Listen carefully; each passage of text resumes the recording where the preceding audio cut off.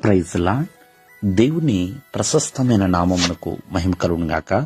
ప్రభు నామమున మీ అందరికీ హృదయపూర్వక వందనాలు. ఈ ఉదయకాలము దేవుని వాక్యాన్ని విందాం. కీర్తనలు 95:1. రండి, యెహోవాను గూర్చి ఉత్సాహధ్వని చేయుదుము, మన రక్షణ దుర్గమును బట్టి సంతోషగానము చేయుదుము. ప్రియమైన వల్లరా, ఉత్సాహధ్వని మరి సంతోషగానము మరి ఇవన్నీ కూడా ప్రభువుని ఆరాధించుట, ఆనందముతో సంతోషముతో ప్రియమైన వల్లరా మరి దేవుణ్ణి ఆరాధించే వారిగా ఉండాలండి. ప్రభు సన్నిధికి వస్తున్నా మరి సంతోషముతో రావాలి. అలాగే ఉత్సాహ గానము చేయుచు ఆయన సన్నిధికి రండి అని రాయబడింది.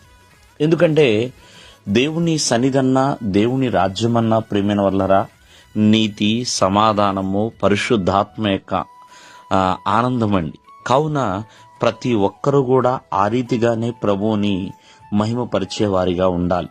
దేవుని సన్నిధిలో ఆరాధిస్తున్నప్పుడు కూడా చక్కగా ఆనందముతో ఆరాధించేవారిగా ఉండాలి.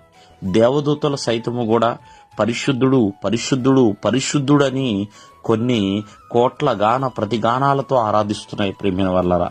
కాబట్టి ఆయన ఆరాధనకు యోగ్యుడిగా ఉన్నాడు, ఆది సమ్మూతుడై ఉన్నాడు. కాబట్టి ప్రతి ఒక్కరు కూడా సంతోషముతో దేవుణ్ణి ఆరాధించే వారిగా ఉండాలి. ఒక విషయము చూడండి, దేవదూతలు ఆరాధిస్తున్నప్పుడు భక్తుడు అపవిత్రంగా ఉన్నాడు. అయ్యో, నేను అపవిత్రమైన పెదవులు కలిగిన వాడినే అని దేవునితో మాట్లాడుతున్నప్పుడు దేవుడు తనకున్న అపవిత్రతను తొలగించాడండి.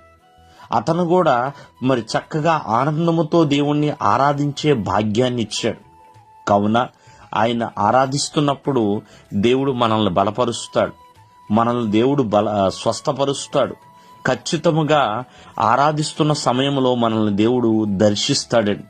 కావున అనుదినము దేవుణ్ణి ఆరాధించేవారిగా ఉండాలి, ఆనందముతో దేవుణ్ణి ఆరాధించేవారిగా ఉండాలి. ప్రభువా, ఆసక్తితో దేవుణ్ణి ఆరాధించేవారిగా ఉండాలి. కావున ఈ ఉదయకాలం ముందు ఆలోచించండి. భక్తుడైన దావీదు అంటా ఉంటాడు, నా ఇంట నుండే నేను ఎల్లప్పుడూ కూడా దేవుణ్ణి ఆరాధిస్తున్నాను అంటాడు.